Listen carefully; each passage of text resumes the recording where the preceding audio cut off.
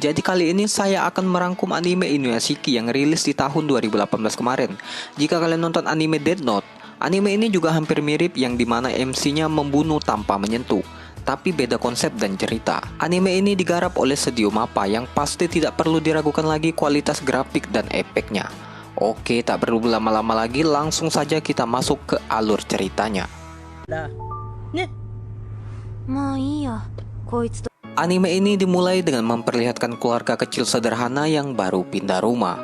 Kedua anak dari keluarga tersebut nampak tidak senang karena mereka pindah ke sebuah rumah kecil yang sebenarnya cukup nyaman untuk ditinggali. Dan kisah akan berfokus kepada ayah mereka yang bernama Inuyashiki. Inuyashiki sendiri sebenarnya merupakan seorang ayah yang bertanggung jawab kepada keluarganya. Namun sosok dirinya sendiri nampak tidak dihargai oleh keluarganya sendiri karena beberapa hal, seperti tidak tegas, penghasilan minim, dan usia yang tidak muda lagi.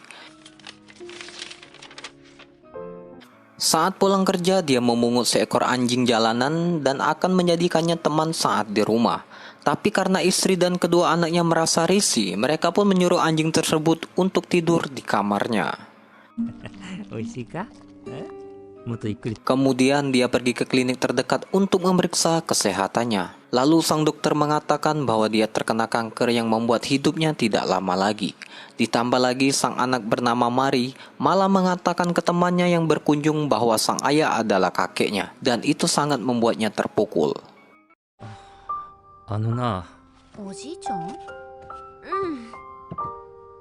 Anjir, di bagian ini sumpah sedih banget ini. Orang pada pengen punya sosok ayah, ini malah gak dianggap. Lanjut. Saat di rumah, Inuyashiki tidak mengatakan apa-apa tentang penyakitnya karena dia tidak ingin menjadi beban untuk mereka. Kemudian Inuyashiki pergi ke taman bersama anjingnya untuk melepas kesedihan tentang nasibnya sekarang. Kebetulan di sana ada seorang pemuda yang bernama Hiro, tepat berada di sampingnya. Siapa Hiro ini nanti kita akan ceritakan. Tak lama sesuatu yang mengejutkan pun terjadi. Tiba-tiba muncul cahaya di langit tepat di depan mereka. Dan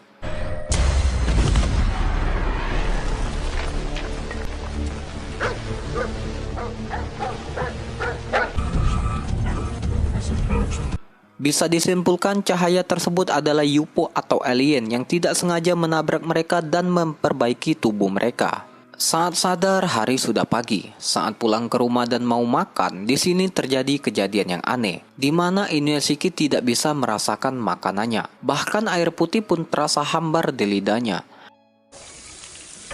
Saat berangkat kerja pun pinggangnya tidak sakit lagi. Ditambah Inuyashiki bisa melihat tanpa kacamata.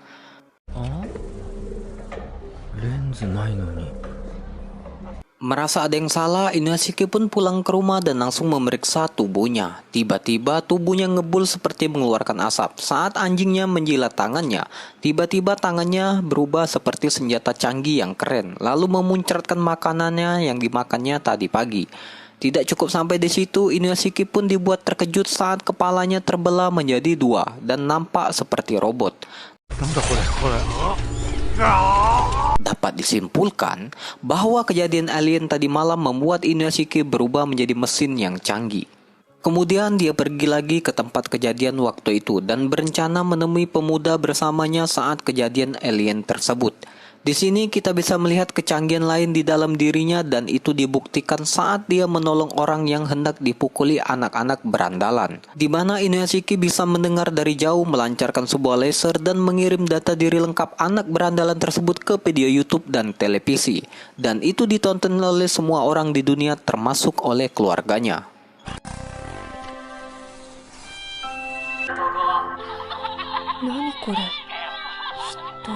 Habis kejadian itu, Inuyashiki terharu sekaligus bersyukur karena dia bukan hanya sekedar beban keluarga, tapi dia juga bisa bermanfaat bagi orang lain.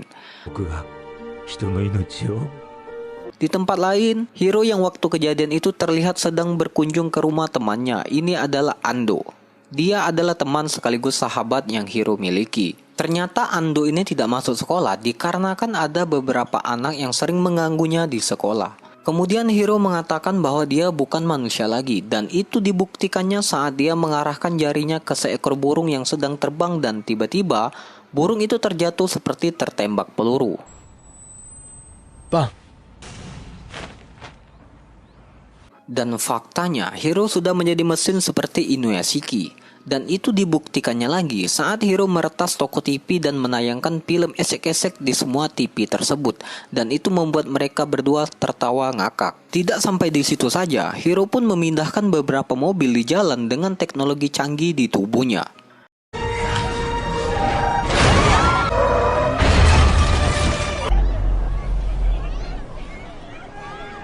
Di sekolah, terlihat Hiro dan Ando masuk ke kelas. Benar saja, anak-anak berandalan tersebut nampak tidak suka dengan kehadiran Ando. Hiro yang tidak terima pun membela Ando dan mematahkan tangan berandalan tersebut dan membunuh mereka semua saat di tengah lapangan. Bisa disimpulkan bahwa Hiro ini adalah sosok pemuda yang dingin dan kesepian. Ditambah lagi ayahnya menikah lagi dan meninggalkan ibunya yang sedang sakit-sakitan. Hal itu terlihat saat pulang sekolah dia membantai satu keluarga karena dia nampak iri dengan kebahagiaan keluarga tersebut. Bang. Dengan pendengaran supernya, Inuyashiki pun mendengar teriakan minta tolong dan langsung menuju ke lokasi di mana Hiro sedang membantai keluarga tersebut. Saat sampai di sana, dia sudah terlambat. Kemudian Hiro langsung menembak Inuyashiki hingga tersungkur. Dikira sudah mati, Hiro pun meninggalkannya. Bang.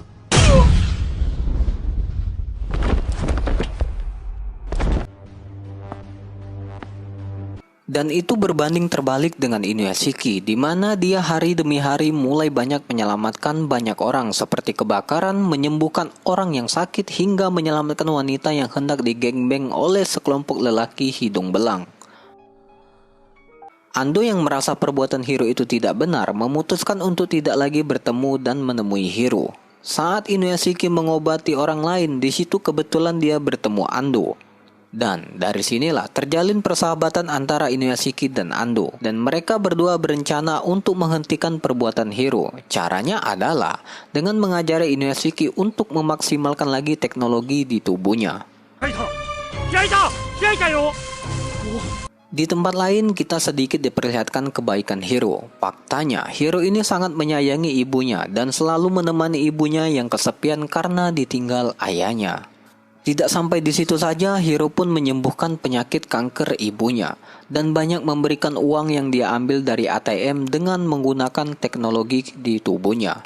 Dia pun membelikan ibunya sebuah apartemen mewah demi kebahagiaan ibunya. Hora, sugoi yo. Dou? Kono nagame. Bisa diambil kesimpulan, sekejam-kejam manusia dia akan luluh ketika melihat sang ibu sedang bersedih. Dan di scene ini benar-benar mengharukan jika kalian menontonnya langsung. Kalau menurut saya. Daijoubu. Ore ni makasete. Di sisi lain, semua media televisi selalu memberitakan tentang pembunuhan berantai yang dilakukan oleh Hiro tempo hari.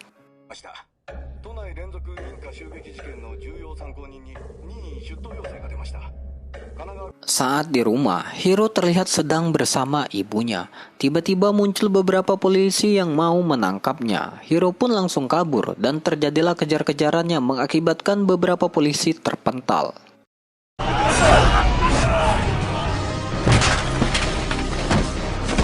Hiro pun berhasil kabur dengan roket di tubuhnya. Karena kejadian tersebut, Hiro masuk berita dan ditetapkan sebagai buronan paling dicari pemerintah.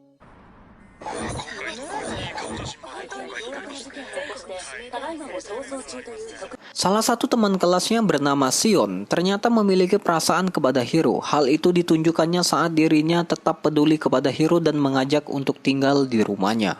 Di situ Hiro sedang terlihat duduk melamun sambil menangis karena melihat sang ibu sedang diwawancarai oleh media.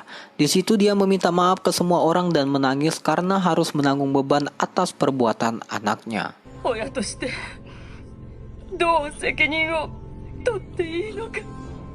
Kemudian banyak sebuah artikel dan komentar yang menjelek-jelekan ibunya karena tidak bisa mendidik Hiro. Akibat hal itu ibunya bunuh diri karena tidak kuat dengan tekanan media dan orang-orang yang di sekitar. Akibat hal itu Hiro sangat terpukul atas kematian ibunya. Dengan teknologi canggihnya, Hiro pun melacak orang-orang yang telah menjelek-jelekan ibunya di sosmed maupun televisi. Dan saat ditemukan, Hiro langsung melakukan video call. Orang tersebut justru mengejek dan nampak meremehkan Hiro. Tak tinggal diam, Hiro pun mengarahkan jarinya ke layar. Dan terkuak fakta, senjata jari tersebut bukanlah senjata yang mengeluarkan peluru, melainkan senjata yang mengeluarkan gelombang. Sehingga senjata tersebut dapat menjangkau jarak yang jauh asalkan ada gadget dan gelombang elektromagnetik di tempat tersebut. Si pria itu tewas saat itu juga.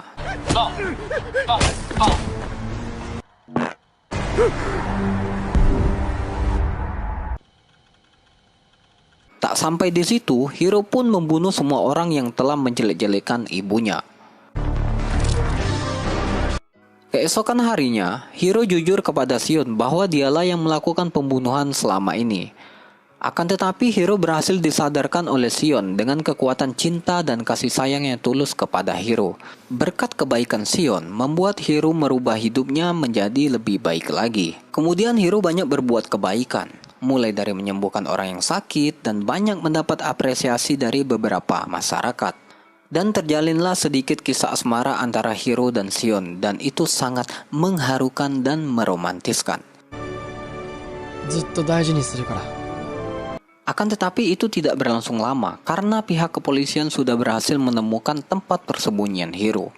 Dan entah apa yang ada di dalam kepala mereka, rumah kecil tersebut diberondong dengan puluhan peluru hingga membuat Shion dan neneknya diambang kematian.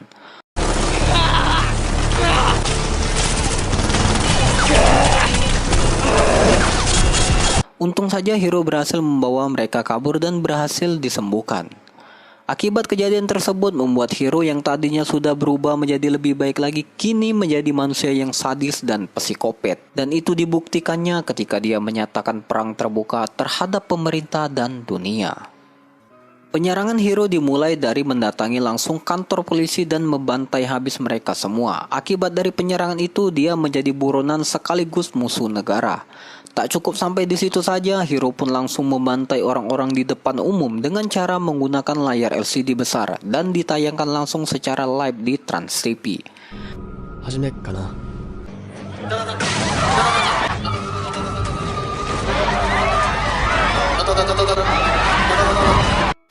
Di sisi lain, Mari diam-diam mengikuti ayahnya karena sedikit curiga tentang apa yang dilakukan ayahnya baru-baru ini.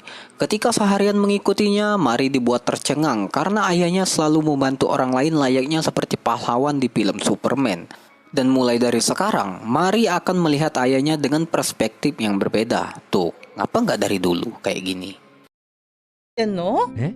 ちょっとちゃんとし Di scene lain, terlihat Shion dan neneknya sudah hidup normal dan selalu dikirim uang oleh Hiro di rekening mereka. Enak ya? Coba saya. Aduh. Pindah ke adegan lain di mana Hiro makin hari makin menggila karena dia menghancurkan seisi kota dengan menabrakkan banyak pesawat ke gedung-gedung. Tentu saja Inoshiki tidak tinggal diam atas perbuatan Hiro tersebut. Inoshiki bergegas menyelamatkan pesawat-pesawat tersebut. Tiba di suatu titik, mereka bertemu dan terjadilah pertarungan yang sangat epik ala-ala Superman dan Batman di tengah-tengah kota.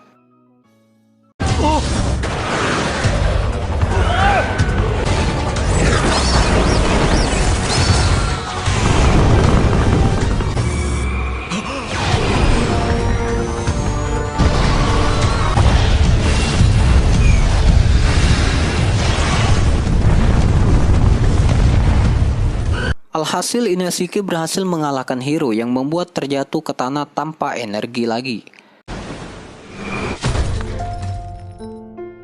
Kemudian Inoshiki bergegas menyelamatkan anaknya Mari karena hampir mati oleh tragedi tersebut. Untung saja Mari berhasil diselamatkan oleh kekuatan Inoshiki dan langsung menangis di pelukan ayahnya. Tak sampai di situ, kemudian Inoshiki banyak menyembuhkan orang-orang akibat tragedi tersebut dan tentu saja diliput langsung oleh media televisi. Di scene lain, ada orang-orang menghampiri tubuh Hiro yang telah terkapar dan memberikan sebuah minuman jus yang tentu saja membuat Hiro terselamatkan. Keesokan harinya, istri dan anak-anak Inoshiki pun bermandikan air mata karena telah banyak berbuat salah selama ini kepada ayahnya. Mereka pun berbaikan dan menjalani hidup baru lagi. Beberapa hari kemudian Hiro mengunjungi rumah Ando dan sedikit bernostalgia tentang persahabatan mereka. Terlihat jelas di muka Hiro bahwa dia sangat menyayangi sahabatnya tersebut. Lalu kemudian dia pergi karena ada Inoshiki datang. Lalu Hiro juga menjenguk Shion walaupun hanya sebatas melihatnya dari jauh, dan banyak juga media dan orang-orang ingin bahwa Hiro harus segera dimatikan. Beberapa minggu kemudian ada berita dari TV di mana Donald Trump memberitahu bahwa 3 hari lagi akan ada asteroid raksasa yang akan menabrak bumi. Tabrakan tersebut sudah dipastikan akan memusnahkan seluruh umat manusia di muka bumi. Di akhir videonya, Donald Trump mengatakan, Users can go do whatever the hell you want. There's no more price to pay. bagong nggak tuh? Orang-orang di seluruh dunia pun banyak berdoa, berzikir, dan menunggu nasib atas kematian mereka. Kemudian Inoshiki dengan berat hati berpamitan dengan keluarga untuk pergi menghancurkan asteroid tersebut agar bisa menyelamatkan seluruh umat manusia. Sesampainya di sana, itu mustahil untuk dihancurkan karena asteroid tersebut terlalu besar.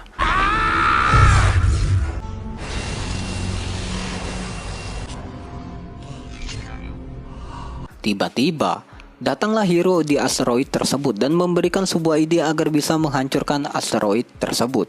Caranya adalah dengan meledakkan diri agar bisa membuat asteroid tersebut keluar dari jalur bumi. Dan itu akan dilakukan oleh Hiro sendiri. Hiro malah menyuruh Bapak Inoshiki buat pulang saja. Ketika ditanya kenapa dia melakukan ini, karena Hiro tidak ingin Shion dan Ando mati. シオンと直行には死んでほしくないんだ。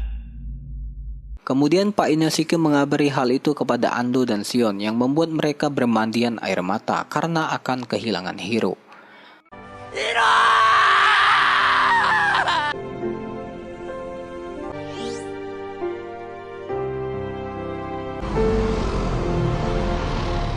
Setelah Hiro meledakkan diri, nyatanya itu belum cukup untuk menghancurkan asteroid tersebut. Untuk itu mau tidak mau Inoshiki juga harus meledakkan dirinya demi keselamatan umat manusia.